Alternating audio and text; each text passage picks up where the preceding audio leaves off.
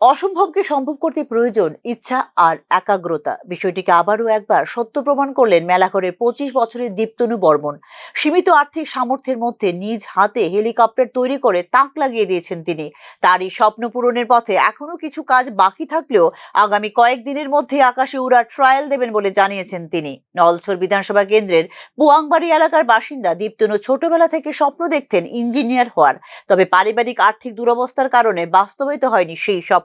স্নাতক সম্পন্ন করার পর বাবার সঙ্গে দিন মজুরের কাজ শুরু করেন তিনি। কিন্তু তার স্বপ্নের আকাশ ছোট হয়নি। কয়েক মাস আগে মাথায় আসে এক অদ্ভুত ভাবনা, আর তা হলো হেলিকপ্টার বানিয়ে আকাশে উড়ানোর। আর সেই চিন্তাকে বাস্তবে রূপ দিতে শুরু হয় নির্লস প্রচেষ্টা। কষ্টার্জিত উপার্জনের টাকা বাঁচিয়ে ধাপে ধাপে হেলিকপ্টারের বিভিন্ন সরঞ্জাম কেনেন এবং নিজেই তা জোড়া লাগাতে শুরু করেন দীপ্তনু। প্রচলিত প্রযুক্তিগত জ্ঞান ছাড়াই তিনি পাখা, ইঞ্জিন সহ অধিকাংশ যান্ত্রিক ব্যবস্থা বসিয়েছেন সফলভাবে। এখন শুধু কিছু কাজ বাকি, যা শেষ হলেই শুরু হবে পরীক্ষামূলক উড্ডয়ন। তবে তার স্বপ্নের পথে বাধা হয়ে দাঁড়িয়েছে অর্থের অভাব। অর্থ সংকটের কারণে তিনি কাজ দ্রুত শেষ করতে পারছেন না বলে জানিয়েছেন দীপ্তনু বর্মন।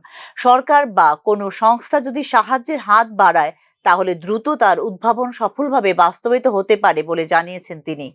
এদিকে দীপ্তনুর এই উদ্যোগ ঘিরে ইতিমধ্যে ব্যাপক কৌতূহল সৃষ্টি হয়েছে এলাকায়। প্রতিদিন তার বাড়িতে ভিড় জমাচ্ছেন শত শত মানুষ।